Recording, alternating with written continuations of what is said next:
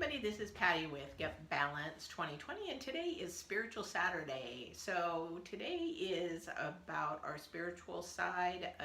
On Mondays, what we talk about on Get Balanced 2020 is about our mindfulness, and mindfulness and spirit goes together.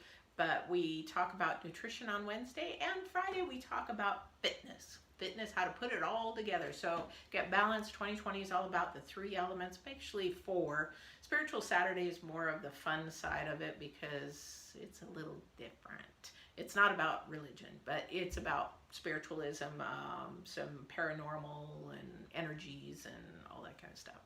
So it's a lot of fun if you're very curious about the unseen kind of thing, because the unseen is about energies and matter.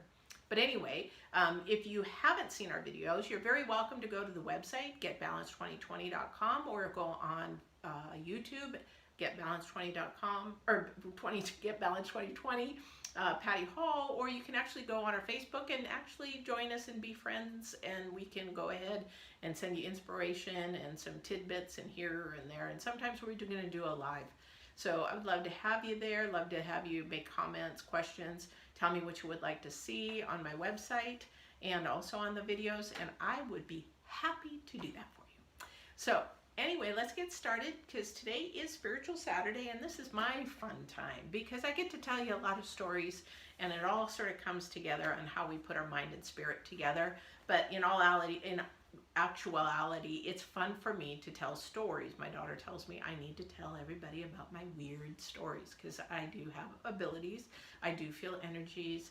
I do know things I shouldn't know. I feel spirits, and I feel all kinds of things. Anyway, it's not about me right now. It's just about to have fun. So what I want to talk about today, because we have to think about our mind, spirit, and body. So what I want to talk about, things that are unseen, which we sort of touched a little bit last week. But the thing is that what we want to make sure is that we understand that we are energy and we are matter. So, I mean, a lot of people talk about when we pass on, where does our soul or spirit go, that kind of thing. We won't know until we're really dead. But the thing is, and we really don't die because we live on, because matter always moves. Energy always moves somewhere. Wherever it goes, it moves somewhere. So the thing is about energy, we have energies around us. We have actually like a little force field around us that we cannot see. And they're like, yeah, right. Well, hey, so let me ask you this. If you don't believe in that kind of energy, why do you believe in telephone, that there's radio waves, you can't see those? What about, the sun and vitamin D?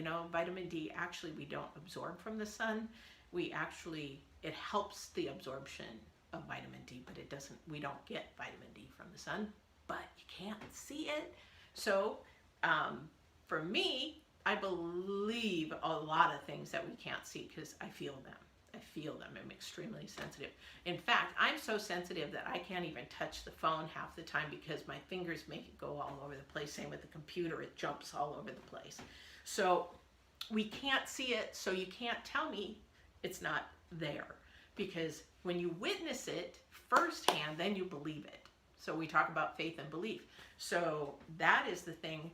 As far as putting mind and spirit together, we have to believe in ourselves. We have to believe our mind has the power to be able to allow us to do the things that we want to do, because we can't see them. And our intuition, we can't see it, but we know it's there because it tells us good and bad, and we should do it, we shouldn't do it, right? So when we're talking about energies move. They talk about ghosts and spirit. Oh yeah, right. I don't believe in that. Well, have you ever walked through a room, and ask any nurse or doctor if they don't believe in a spirit, because they've seen or felt, or they've heard them, or they've smelt them, and they're around, because matter moves, okay? And what's not to say that if somebody smoked all their life and they passed on, and then all of a sudden they're around, but you can't see them, but all of a sudden you smell this whiff of smoke? Happens in my house all the time. And then you think, okay, well, that's just outside, or it's in the carpet, or really. So why does it happen maybe around their anniversary or their birthday or something of that fact? So you sort of have to question that. So why is it that when a nurse goes into a room that somebody's just passed away, only one little teeny spot is extremely cold? Well, maybe the energy is sitting there, because there is no temperature to energy. It's just there. So same with me. I can feel energies of a person that actually walk by me. I can tell if they're bad, I can't tell if they're evil, but I can feel their energies, that it is not a good energy. I can tell when somebody's ill or possibly dying. I can tell if somebody's really happy, or if, and you're like, oh yeah, well, you can read the body language. No, this is all about the energies. I don't even have to look at them. If I walk by and I could feel it. So we have to sort of be mindful of energies around us. Also, too, the energy that we are putting in our body and in our head and absorbing from another person. Have you ever been around a person that was in a bad mood and you just felt their energies as to be heavy? Okay, and then all of a sudden the whole room is in a bad mood. Okay, that's the energies that is being carried through that air and that space that creates that. It's not the person itself, it's the energies and what it is expending off of them. So if I sit next to somebody who's ill, unfortunately I've sat by some people that are terminal, and sometimes it's really hard for me because I have to block those energies. If I don't block them, I absorb them, and then before you know it, I am just limp as a noodle, and I can't do anything because I've allowed myself to absorb their energies. We do that, people. We do that. So we need to really, really concentrate on being around positive people, people that are going to actually help us through all of our journeys and help us be a good support. Because when we talk about the mind, yes, we want to feed our mind, have somebody support you verbally, but we need them to support us energy-wise as well.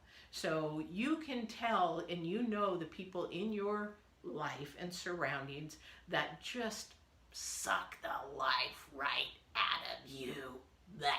And they literally do. And they literally do suck your energies away from you. And then you're exhausted, or you're like, I just don't want to be around that person again. I can't deal with them anymore. So think about these things because they're actually true. Now, on the fun side of that, have you ever had a spirit in your house? Or somebody pass on and let you know that they're there? Or even maybe had something move in your house? Well, I have.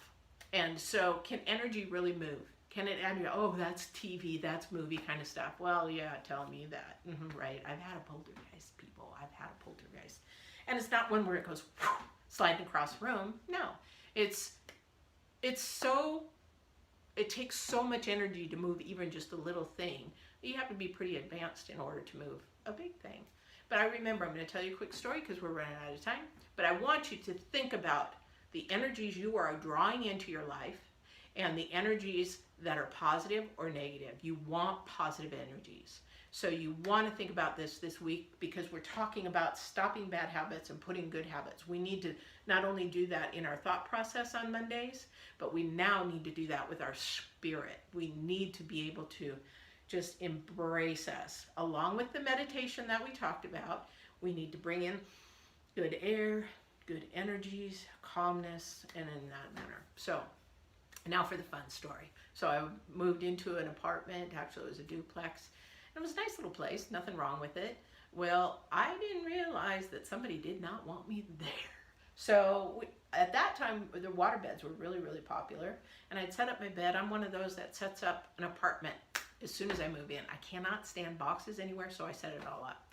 And I, at that time, was young, in my 20s, early 20s, mid-20s, and I actually had a t-shirt collection where I kept those on the wall. I'd put them up like in a Mod Podge, and one of them was my favorite, Michael Jackson. I went to the Bad concert in Tokyo, and we had that up on the wall, and I love plants, so I had plants all over the place.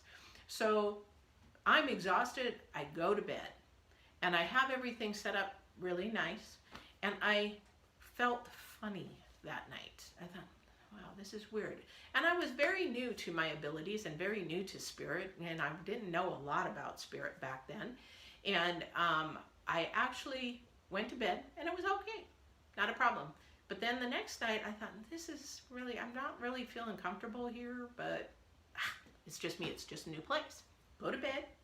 I wake up the next morning and my t-shirt collection was all pulled off the wall. And I thought, well, that's weird. Maybe I didn't pin them up right. But I'm like, no, I've done this a million times, so what the heck is going on? They were half off and some of them were ripped down. And I was like, okay. And then when I thought, well, I'll just sort of poo-poo it.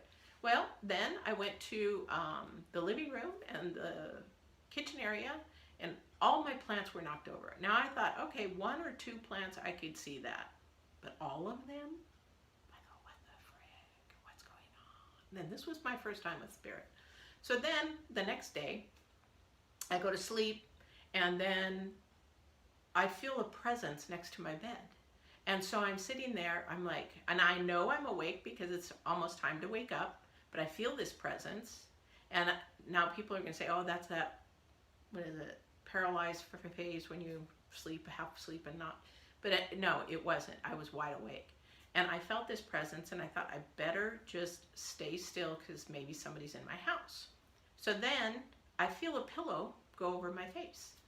And I'm like, somebody's trying to kill me.